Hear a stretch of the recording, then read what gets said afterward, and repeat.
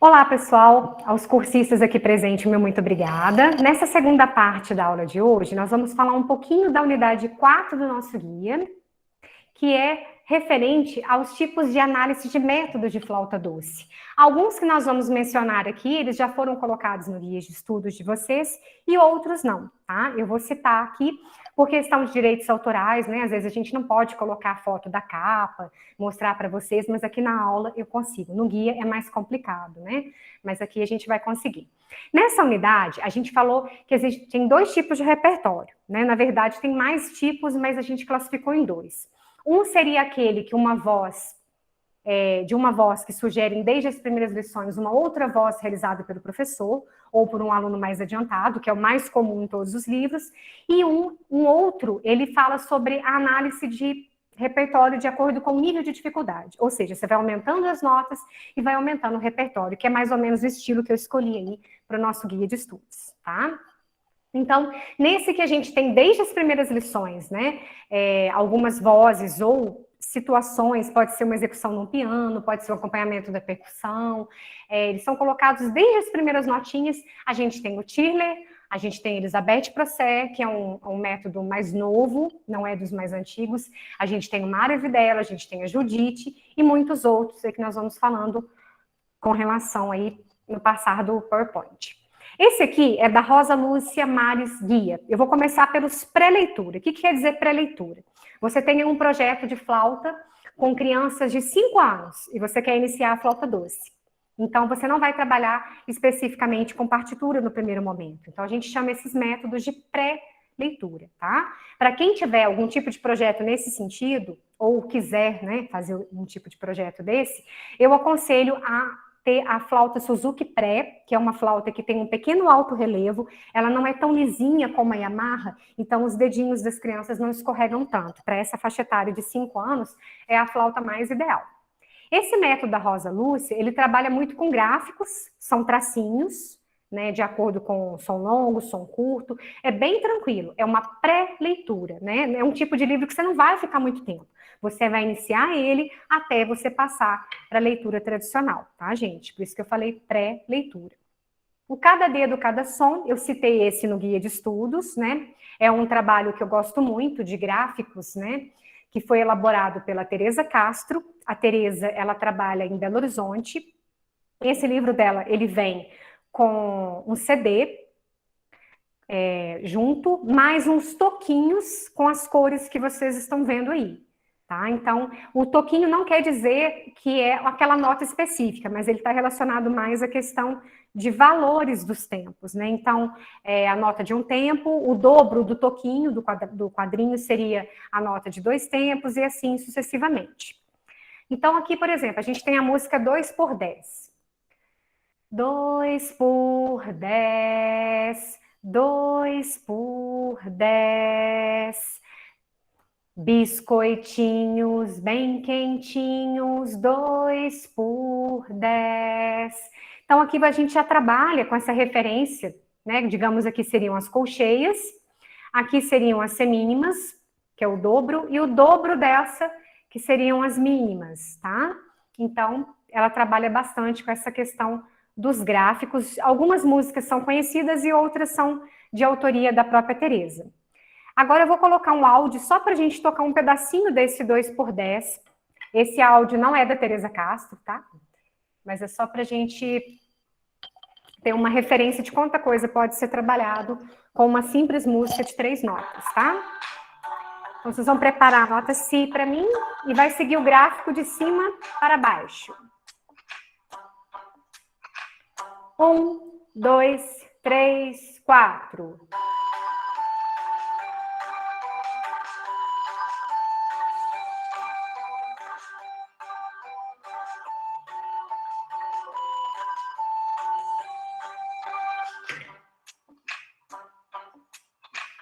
1, 2, 3, 4.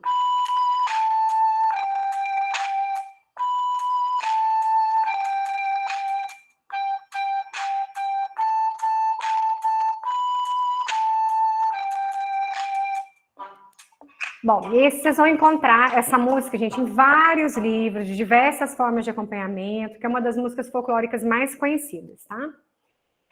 Por isso que fala assim, professora, por que vários métodos de flauta, ou grande parte deles, a maioria deles, só trabalham com coisas folclóricas? É por causa dos direitos autorais. Como o folclore é anônimo, aí todo mundo pode usar. Então, tem essa questão das dificuldades. Aqui eu estou mostrando para vocês duas capas de livros bem antigos do Mário Videla, tá? O Mário Videla trabalha de uma forma que eu gosto muito, ele trabalha muito com processo imitativo, às vezes o aluno toca apenas uma nota, o professor responde com notas diferentes, uma segunda voz, dá um efeito super interessante no trabalho, tá? E a Judite, né, que está aí do lado do Mário Videla, que vocês estão vendo, eles trabalharam por uma fábrica que se chamava Jog, era a primeira fábrica que produziu várias flautas de madeira em longa escala para vendas, né?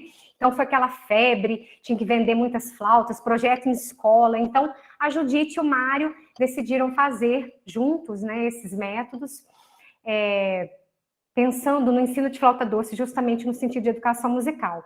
O primeiro foi publicado em 1965 lá na Argentina, e depois nós tivemos, né, na década de 80, ele veio para o Brasil numa versão brasileira. Então, eles começaram a fazer umas traduções das letras para a letra brasileira.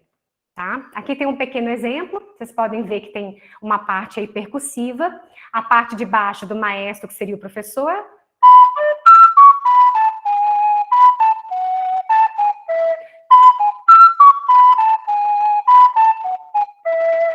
e o aluno faria apenas a nota Si, né? Então, o que seria? Eu faria Si, Si, Si, Si, Si, Si. E assim você pode também fazer com duas vozes, né? Caso tenha um aluno mais adiantado. É mais ou menos o que a gente falou aí do item, né? Do primeiro item, quando a gente começou. Aqui tem um outro exemplo do Mário Videla, só que ao invés de ter uma segunda voz no sentido de flauta, né? Contrastando, nós temos percussões que podem ser tanto feitas instrumental, você pode utilizar, por exemplo, um pandeiro. Mas a minha escola não tem pandeiro.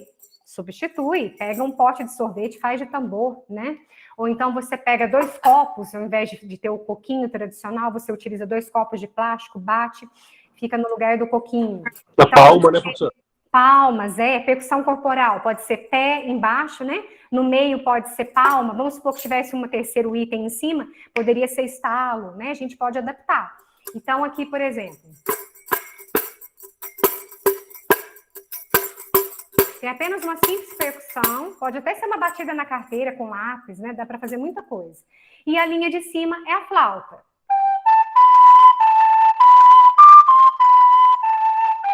Vocês percebem que ela escreve solo, todos, solo e todos. Então, nesse solo, pode escolher um aluno, você pode fazer o solo e eles respondem no todos. Tem uma série de situações que vocês podem coordenar para a atividade ficar interessante, tá? O Mário Videla é muito legal, o trabalho deles, né? Apesar de falar assim, mas o livro é antigo. Mas é muito bom, tá? Depois a gente tem Tirler, né? Também bem famoso. Esse aqui é o primeiro volume, tá? Tem outros. Eu coloquei a capa do primeiro para vocês conhecerem. Tem a Helly Tiller e o Helder Parente. E aí também tem o Rui Vanderlei aí. A Helly Tiller, ela era uma enfermeira, uma alemã que estudou flauta, veio para o Brasil na década de 40 e ela se casou com o Helder. O Helder, ele fez vários cursos, ele é um discípulo do Orff, um educador musical, e aí eles se casaram. E aí, juntos, eles também fizeram várias publicações, principalmente na década de 70, tá? O Mário Mascarenhas também talvez seja um dos mais conhecidos, né? Tem algumas pessoas não gostam muito dos métodos do Mário. Eu tenho esse método, acho interessantíssimo, porque ele pega vários trechos de músicas eruditas ou de peças bem tradicionais e conhecidas e ele faz uma simplificação para arranjos de flauta. E isso é muito difícil de achar. Geralmente, os arranjos de flauta a gente adapta de corais. Então, é muito interessante por isso. Ele coloca o cancan, coloca tico-tico no fubá, o terceiro volume dele tem o tico-tico a 2 vozes para flauta e acompanhamento. É um método também bem antigo, tá? O Mário Mascarenhas, ele tocava acordeon, né? E ele foi contratado por uma editora para escrever vários instrumentos, para muitos instrumentos, e um deles caiu na mão dele de fazer de flauta também. A primeira edição foi em 1976 e o segundo volume, quer dizer, a segunda edição, logo em 1977. Ele fez 3 edições e ainda tem um outro, Mário Mascarenhas, que é um pouco diferente, tá? E ele tem um começo fala um pouco da história da flauta doce, e depois ele já parte para as melodias. O primeiro volume eu acho interessante, mas eu gosto mais do segundo e do terceiro por conta da diversidade de arranjos. Ele faz para 2, 3 vozes de flauta doce. Tá? Então, para quem não sabia, o Mário Mascarenhas também escreveu para flauta. Aqui a gente tem um exemplo bem simplesinho do primeiro volume dele, onde tem apenas a nota Lá e Si, né, na melodia, na primeira voz, e acompanhamento de piano. Opa! Esse aqui, gente, é também do Mário Mascarenhas, é do Tirler, tá? Esse exemplo aqui, também bem simplesinho, tem só notas repetidas, percebam que é só nota Si, porém, ela tá variando mais em termos de ritmo, tá? E uma segunda voz que pode ser tocada pelo professor ou por um outro aluno. O método Suzuki é bem também conhecido mais pessoal do violino, mas ele escreveu também para a flauta doce. É um método bem inovador, bem diferente dos demais. Ele já começa utilizando notas que outros métodos não utilizam, tá? Ele já trabalha a articulação variada desde as primeiras atividades, aí no caso vocês já estão vendo o staccato, né, atividade em Ré maior. Então, é um método também bem interessante, acompanha CD, e tem essa questão da importância do acompanhamento familiar, né? O Suzuki, ele só funciona se a família acompanhar de perto, né, os estudos da criança, geralmente vem acompanhado de gravações de áudio ou vídeo, para que o professor e o aluno possam ver o desenvolvimento, mas é um método excepcional também em termos de rendimento. Vamos falar do sopro novo da Yamaha, que é um dos que mais apresentam cursos livres aí, que qualquer um de vocês podem fazer. A Yamaha, né, pela Cristal, que é uma das coordenadoras aí do projeto. E o legal da Yamaha também, que eu gosto muito, e eu tenho esse livro, é que ele tem melodias que começam bem simples, tem o método de contralto também da Yamaha, e tem até de prática de conjunto. E acompanha CD, ou seja, tem os áudios, né, de acompanhamento. Então, tanto com a melodia da flauta, vocês viram aí no Clarão da Lua, que eu tirei desse livro, tem sempre o áudio com a flauta, para você estudar bastante junto e saber as entradas, e depois tem o playback separado. Qual que é a questão só que eu acho? A Yamaha fez um método inteiro, pelo menos o de soprano, né, que é a flauta que vocês estudam, mas não variou muito. Todos os acompanhamentos praticamente são de piano, tá? São bonitos, mas não tem tipo igual o do Tons, que seria uma banda, né? Parece uma banda mesmo, tem todos os instrumentos no estúdio. Mas é um método fenomenal, assim, funciona super bem, são melodias lindas, melodias simples, algumas folclóricas, e os áudios são muito bem elaborados, tá? Então, também recomendo bastante. Aí nós temos o Ovelha de Maria, que também é outra música muito conhecida, de vários métodos de flauta, tá? Gosto muito de trabalhar a Ovelha de Maria, trabalho com cifra melódica, mas aqui no caso a gente está vendo a versão da Yamaha, tá? Que seria o acompanhamento, no caso, de piano, tá, gente? Não seria de toda uma orquestra ou de variantes. Esse aqui é o Monkey Meyer, talvez seja um dos mais famosos, né? É um professor e editor alemão, tá? Um musicista, tocava vários instrumentos, edição original na década de 60, a primeira versão em português foi em 67, aqui no Brasil, no primeiro volume, e tem um repertório tanto tradicional quanto folclórico. Aí o Monkey Meyer, sim, tem uma versão um pouco diferente. Por exemplo, essa página que eu coloquei para vocês é o terceiro capítulo do método dele. Ele já começa com estudos técnicos, ou seja, você tem estudos aí no caso de escalas, vocês podem ver que são várias variantes dentro da escala de Dó maior, e ele começa com exercícios de notas longas, depois um tempo, tercinas, vai para os arpejos e logo ele já entra com a melodia. Vocês percebam que é um exercício extremamente técnico. Sempre na primeira página, nessa ordem, do Monkey Meyer, ele faz exercícios técnicos enfatizando determinadas notas, digitações que ele quer enfatizar ali, trabalhar, né, ou tonalidades, digamos assim, e depois ele vem com as músicas. As músicas são, na maior parte também, trechos de músicas clássicas e folclóricas, não tem quase músicas assim internacionais ou populares, o que tem de brasileiro é folclore. Tá? Mas é um método excelente, é um dos mais utilizados até hoje nos conservatórios e escolas de música, e é alemão. Aliás, os métodos, assim, geralmente os mais difíceis tecnicamente e que desenvolvem muito a leitura musical são os alemães. Esse é o Monkey Meyer, tá? Só para vocês conhecerem. E esse aqui é um trechinho que foi citado no guia da Viviane Beinecke. Ela faz todo um festival de flauta com copos.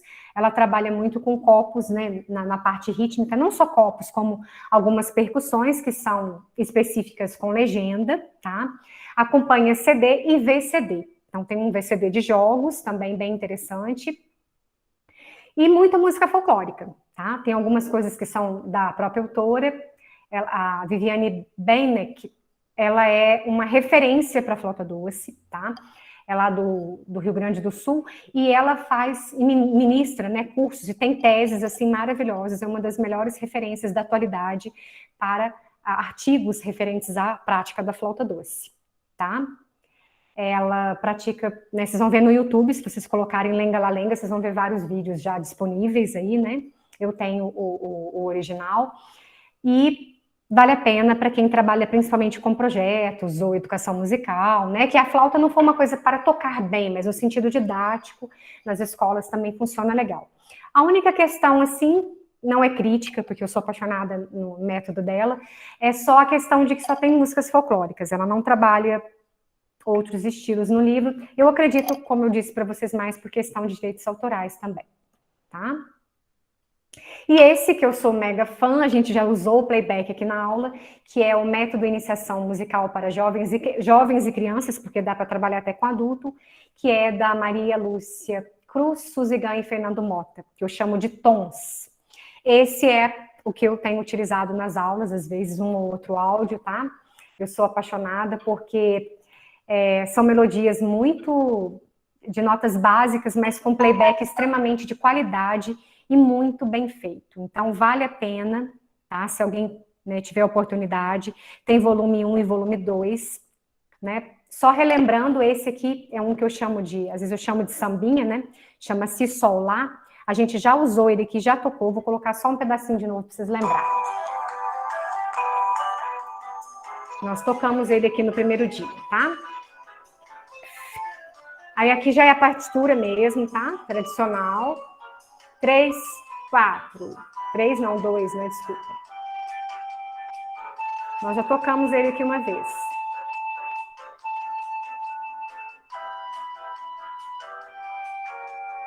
Aí volta, ritornello.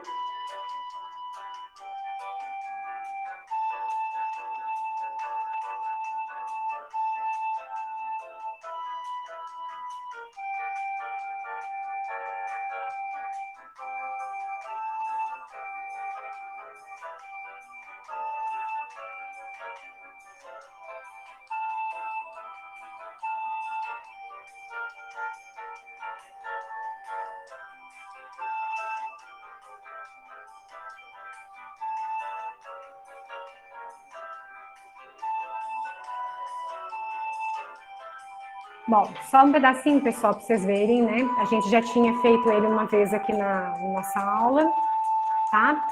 E com isso eu encerro aqui, né? Claro que tem muitos outros, né? Se eu fosse falar de todos que existem, eu gastaria umas 4 aulas.